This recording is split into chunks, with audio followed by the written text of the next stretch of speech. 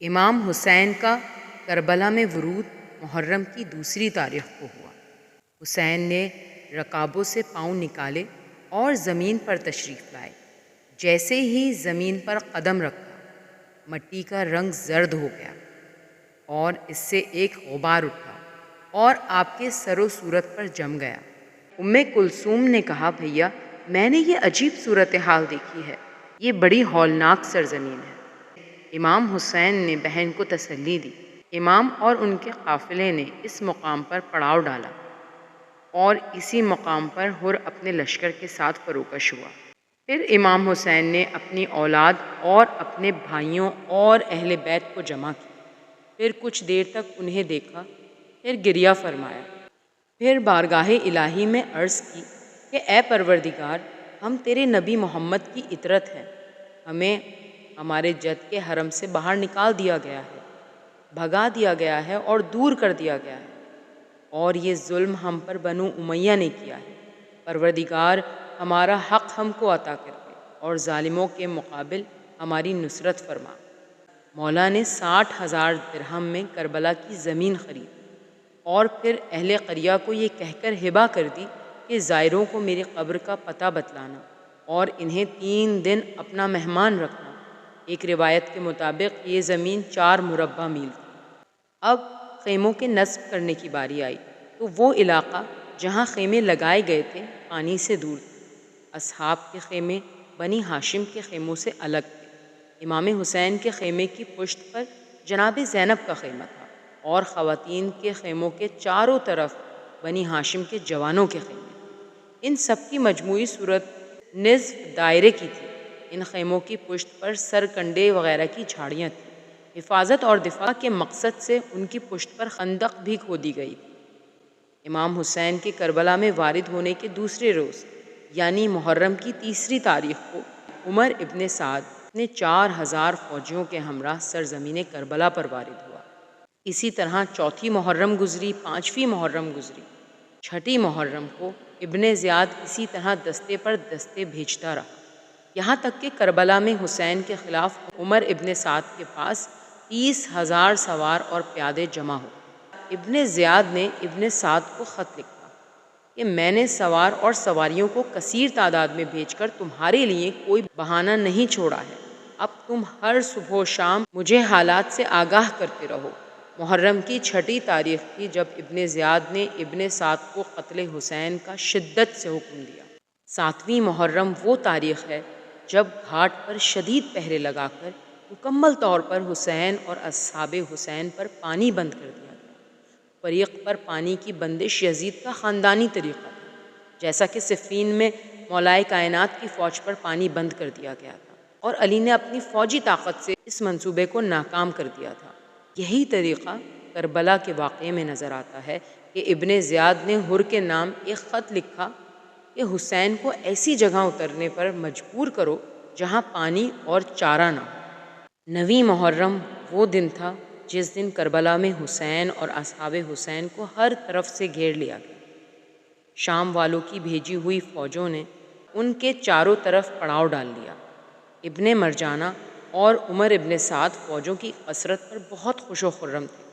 انہوں نے حسین اور اصحاب حسین کو تنہا اور کمزور پایا اور انہیں یہ یقین ہو گیا کہ اب حسین کی مدد کرنے کے لیے کوئی نہیں آئے گا اور اہل عراق ان کی مدد نہیں کریں گے۔ 9ویں محرم کو نماز عصر کے بعد ابن سعد نے اپنی فوج سے کہا، اے لشکر خدا سوار ہو جاؤ۔ جب فوجیں خیام حسینی کی طرف چلیں اور فوجوں کی آواز قریب آئی تو جناب زینب گھبرائی ہوئی امام حسین کی خدمت میں آئیں اور کہا، بھیا آپ یہ شور و غل نہیں سن رہے جو قریب آتا جا رہا ہے؟ امام نے اپنا سر اٹھایا اور کہا، میں نے ابھی نانا رسول خدا صلی اللہ علیہ وآلہ وسلم کو خواب میں دیکھا ہے۔ انہوں نے کہا کہ تم میرے پاس آ رہے ہو۔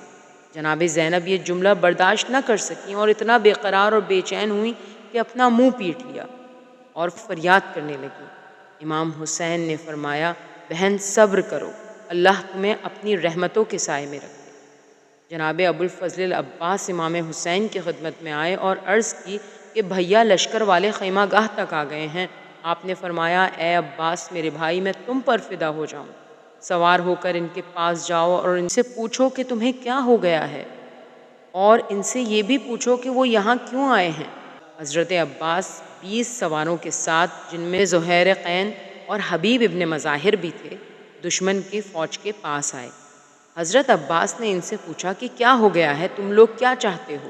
انہوں نے کہا کہ امیر کا حکم یہ ہے کہ تم لوگوں کو یہ بتلا دیا جائے، یا تو ہماری بات مان لو یا پھر ہم تم سے جنگ کریں گے۔ حضرت ابو الفضل العباس نے کہا کہ جلدی مت کرو، میں مولا حسین تک تمہاری بات پہنچاتا ہوں۔ انہوں نے قبول کیا۔ حضرت عباس تنہا امام حسین کی خدمت میں آئے اور پوری بات بیان کی۔ اس دوران وہ 20 افراد جو لشکر یزید کے ساتھ کھڑے تھے، وہ فوج کو واعظ و نصیحت کر رہے تھے اور حسین سے جنگ نہ کرنے پر آمادہ کر رہے تھے۔ جب جناب ابو الفضل العباس نے امام حسین کو صورتحال سے آگاہ کیا تو آپ نے فرمایا ان لوگوں کے پاس جاؤ اور اگر ممکن ہو تو ان سے جنگ میں کل تک کی تاخیر کرواؤ، ان سے ایک رات کی مہلت لے لو، ہم اس رات میں نماز پڑھیں گے، اللہ سے دعا مانگیں اور استغفار کریں گے۔ اللہ جانتا ہے کہ میں اس کی نماز کو، اس کی کتاب کی تلاوت کو اور دعا و استغفار کی کثرت کو بہت محبوب رکھتا ہوں۔ مولا عباس نے امام حسین کے پاس سے واپس آنے کے بعد یہ کہا کہ مولا ایک شب کی مہلت چاہتے ہیں تاکہ اس مسئلے پر غور کیا جا سکے، اس لیے کہ یہ ایسا امر ہے کہ اس پر ان کے اور تمہارے درمیان بات نہیں ہوئی ہے۔ انشاءاللہ جب ہم صبح کو ملیں گے تو یا تمہارا مطالبہ قبول کر لیں یا رد کر دیں گے۔ پھر عمر ابن سعد نے ایک قاصد کے ذریعے کہلوایا کہ ہم نے تمہیں کل تک کی مہلت دی، اگر تم مان گئے تو ہم تمہیں ابن زیاد کے پاس لے جائیں گے، اور اگر انکار کیا تو ہم تمہیں نہیں چھوڑیں گے۔ اور اب شب عاشورہ، امام حسین نے اپنے اہل خاندان اور ساتھیوں کو طلب کیا۔ امام زین العابدین فرماتے ہیں کہ میں بیمار تھا، مریض تھا، لیکن میں اپنے بابا کا کلام سننے کے لیے قریب ہو گیا۔ آپ نے اصحاب سے ارشاد فرمایا میں خدائے تبارک و تعالیٰ کی بہترین ثنا کرتا ہوں اور خوشحالی و سختی میں اس کا سپاس گزار ہوں۔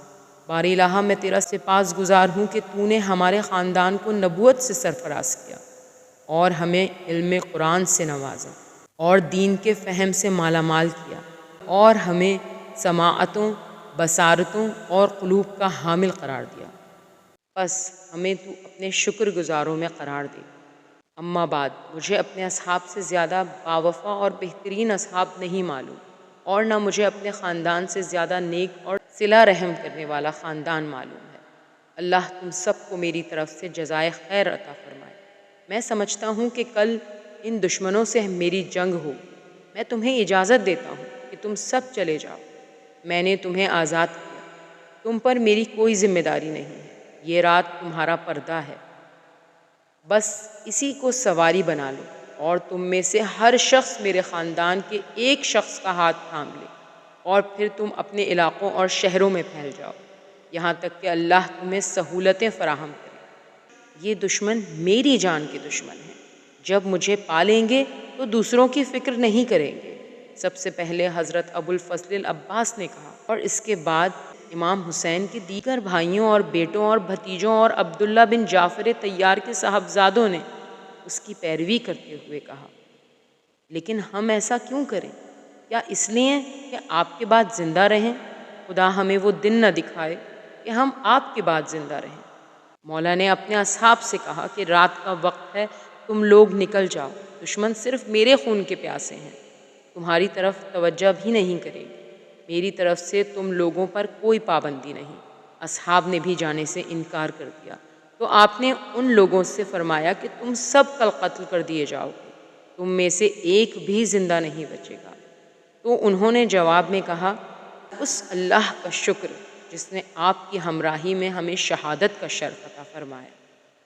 پھر مولا نے اپنے ساتھیوں کو حکم دیا کہ وہ خیموں کو ایک دوسرے سے ملا کر نصب کریں، اور خیموں کی تنابوں کو بھی ایک دوسرے کے اندر نصب کریں، اور خود اصحاب ان خیموں کے درمیان قیام کریں تاکہ دشمنوں سے صرف ایک ہی طرف سے مقابلہ ہو، یعنی خیمے داہنے بائیں اور عقب میں ہوں تاکہ 3 اطراف محفوظ ہوں اور دشمن سے صرف ایک ہی طرف سے مقابلہ ہو۔